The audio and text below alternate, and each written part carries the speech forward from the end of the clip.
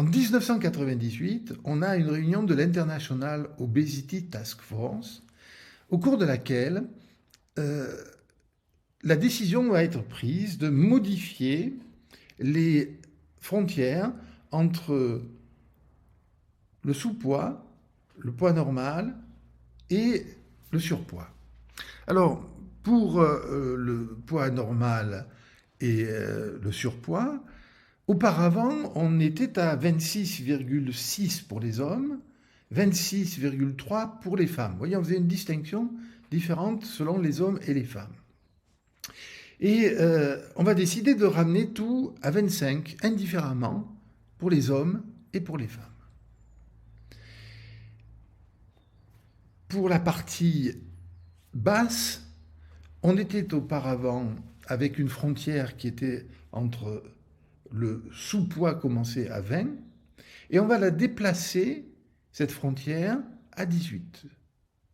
Donc qu'est-ce qu'on fait? On normalise une partie de la minceur, et on va pathologiser une partie, la partie haute de ce qui était auparavant le poids normal.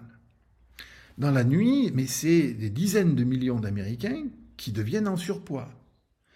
Mais pas seulement aux États-Unis, partout dans le monde, on va avoir une transformation. Et vous voyez, quand vous bougez un curseur comme ça, dans une distribution gaussienne, et que vous êtes sur les parties un peu hautes, dès que vous bougez, c'est des quantités absolument importantes de personnes qui vont être concernées. Alors ça a un effet, ça va susciter des débats à l'intérieur de la communauté scientifique. Il y a un certain nombre de personnes qui vont dire mais qu'est-ce qu'on est en train de faire et d'autres qui vont, notamment ceux qui vont militer pour cette décision, qui utilisent d'autres facteurs de risque que les facteurs de risque habituels, cardiovasculaires, cancer, et ils préconisent d'introduire la question du diabète, et notamment du diabète de type 2, et ils montrent qu'effectivement, ça démarre assez vite. Donc, il y a un vrai débat scientifique ici. Cependant, ça a des effets considérables sur la population et sur la façon dont vont être vues les questions de l'obésité. Le BMI, c'est un formidable outil à l'échelle de l'épidémiologie, et un formidable outil pour les chercheurs. On sait bien que le BMI n'est jamais qu'un prédicteur de la masse grasse, et notamment, je me suis amusé à prendre l'équipe de rugby, par exemple, l'équipe de France, et à lui appliquer les catégories qu'on a avant 98, puis celles qu'on a après 98, et on est absolument époustouflé, parce que dans la deuxième catégorie, il n'y a plus que 4 types qui sont en poids normal. Et auparavant, on en avait 13 ou 14. C'est une équipe avec les remplaçants. Donc, on a ici quelque chose, même si les rugbyman ne sont pas des individus normaux, entre guillemets, ils ont des masses musculaires qui sont plus importantes. Mais on a ici un effet qui va... Vous vous rappelez ce phénomène d'abaissement du seuil entre le comme il faut et le poids normal? Eh bien, on a ici la médicalisation qui relaye un processus que l'on avait dans la société depuis déjà pas mal de temps, qui faisait qu'il y avait une condamnation plus forte, un regard négatif qui était posé sur des corpulences qui auparavant pouvaient être acceptées, et une valorisation de la minceur et du poids normal.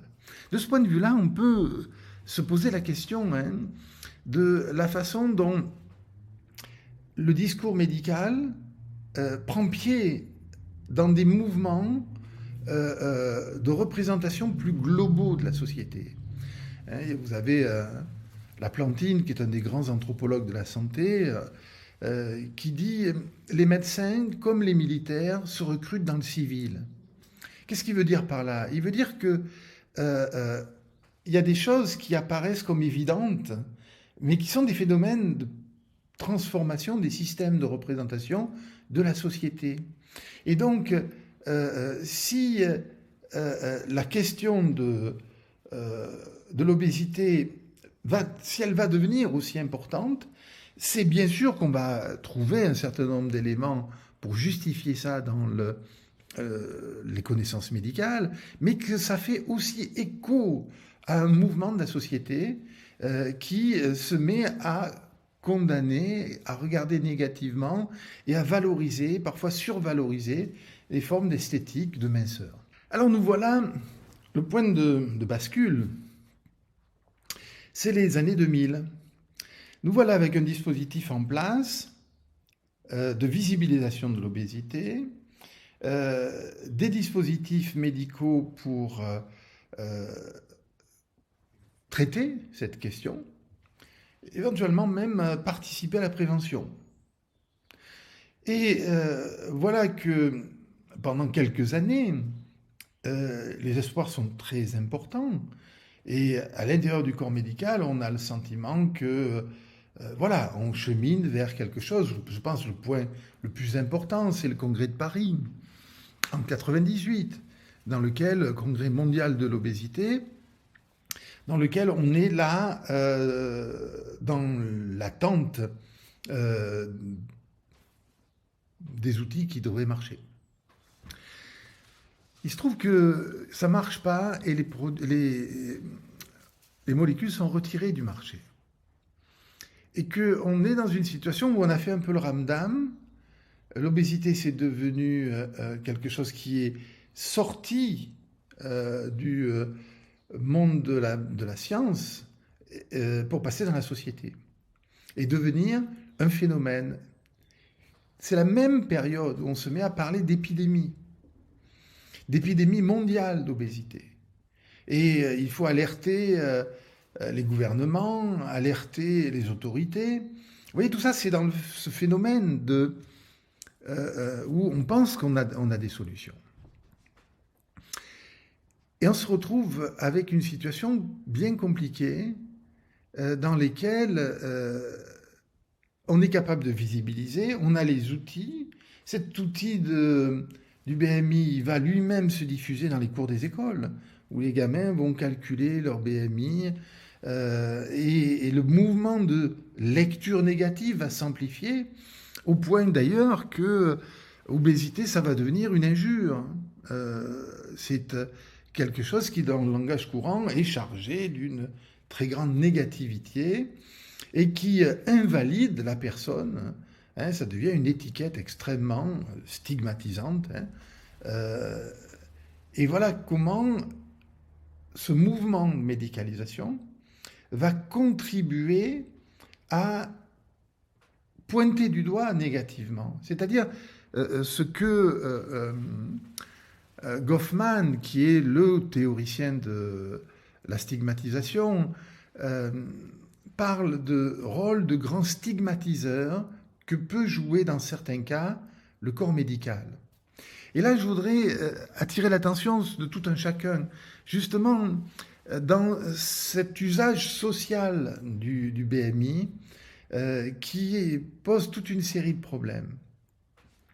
Le BMI, quand il est utilisé par un médecin, quand il est utilisé par du personnel de santé, il n'y a pas de problème, c'est un bon outil parce que c'est un outil de pré-diagnostic et l'examen clinique va révéler un certain nombre de choses et va aider. Mais lorsque ça devient quelque chose qui est dans la calculette des gamins, même des citoyens, sans précaution, on va avoir ici un rôle de labeling, c'est-à-dire de mise en étiquette, et un rôle de stigmatisation, phénomène que j'ai décrit, et je ne suis pas le seul d'ailleurs, et je vous renvoie à la lecture de sociologie de l'obésité, y compris pour avoir une lecture plus détaillée de ce mouvement de stigmatisation et ce mouvement de médicalisation, les deux.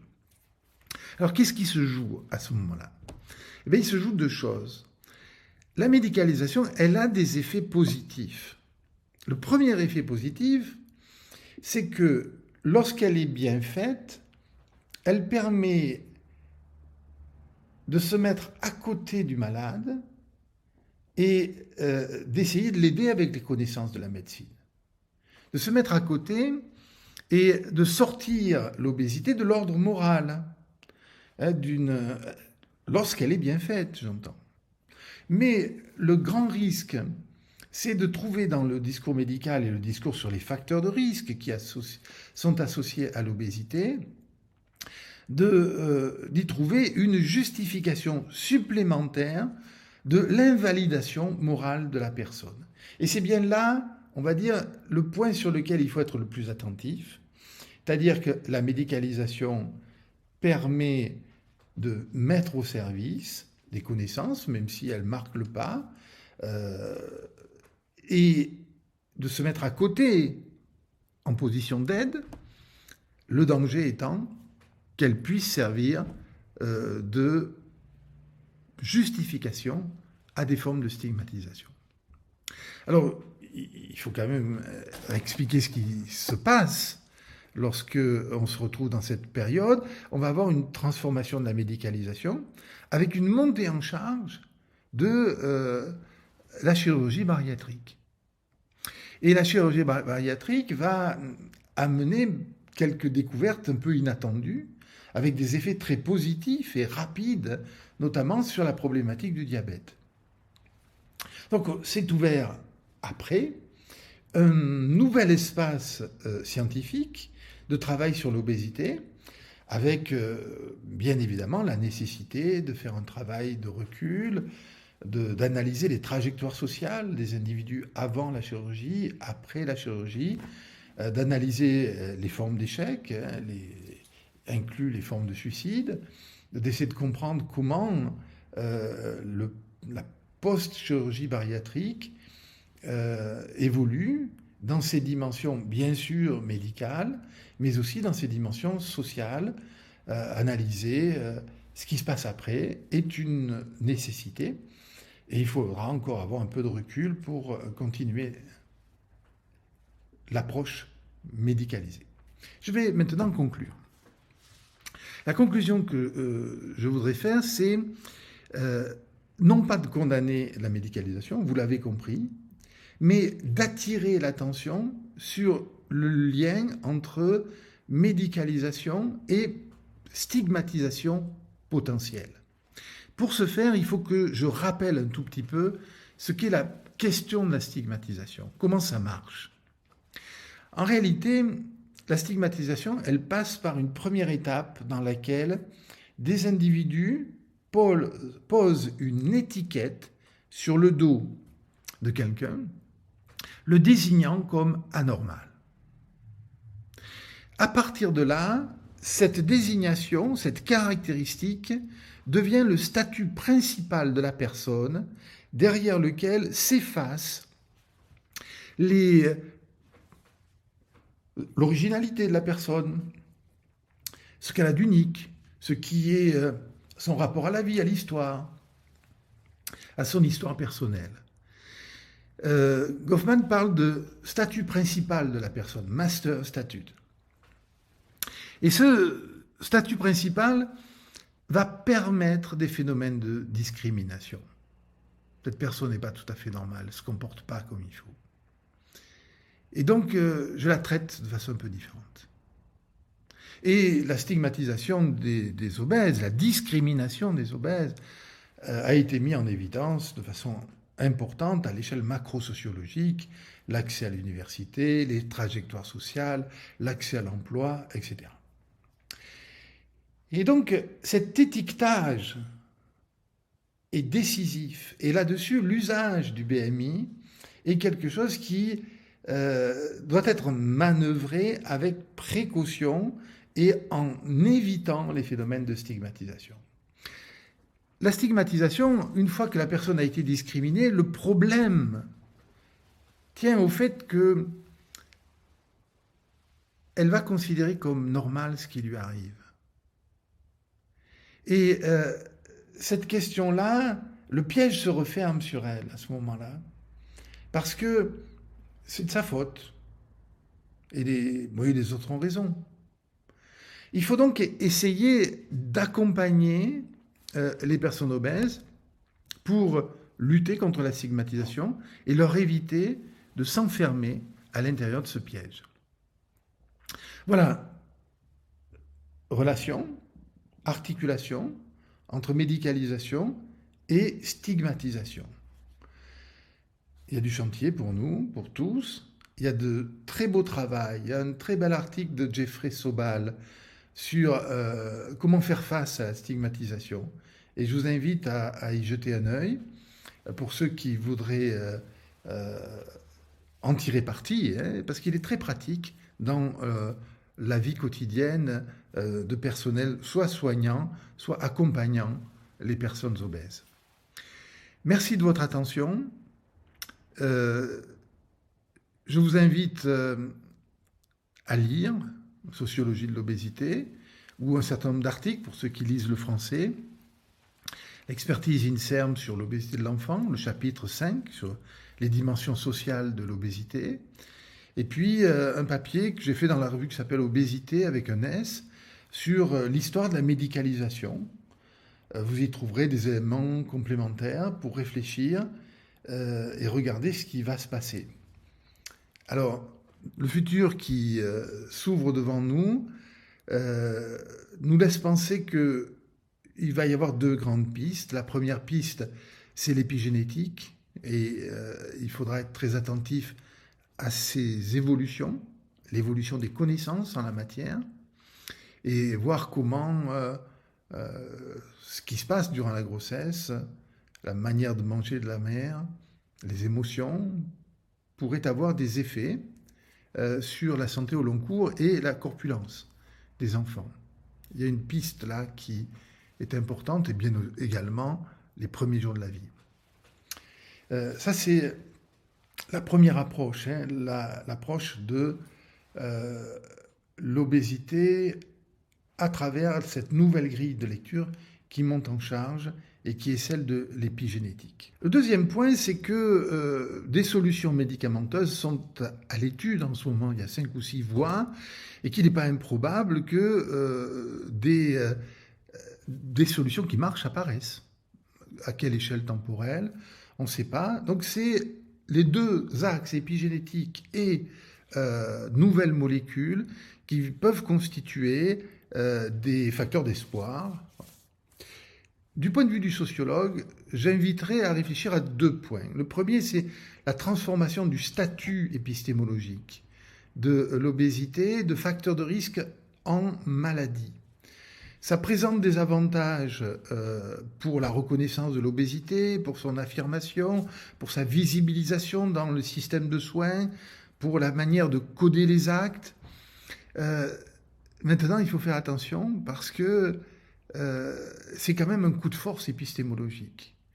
Entre facteurs de risque de risque de vraies pathologies, de pathologies dont on meurt, ou remonter de la maladie sur les facteurs de risque, c'est quelque chose qui convient de regarder avec attention, y compris dans les effets que je signalais tout à l'heure. Le deuxième point, c'est que on aurait sans doute intérêt à regarder l'obésité avec la grille du handicap. C'est-à-dire que pas de stigmatisation, mais il est, dans certains contextes, l'obésité devient un handicap, notamment dans le monde du travail. Or, cette question, on sait la traiter. Lorsque quelqu'un est déficient visuel, il y a toute une série de formes de handicap dans lesquelles il y a des logiques d'ergonomie, d'approche, d'adaptation des postes de travail, etc. Or, cette question-là, elle est encore en chantier, en friche même, dans la question de l'obésité. Et sur certains seuils d'obésité, plutôt que de stigmatiser et d'exclure, l'idée de réfléchir à des postes adaptés, à des manières d'adapter, est quelque chose qui pourrait faire avancer les choses. Donc vous voyez, ici, il y a non-stigmatisation, et faire très attention aux populations générales, mais aussi prendre à bras le corps, ne pas le dénier, le fait que certaines formes d'obésité posent des problèmes concrets dans la vie professionnelle et la vie, même pratique de tous les jours, prendre un avion, etc. Donc ces questions, il faudra pouvoir les regarder. Merci de votre attention.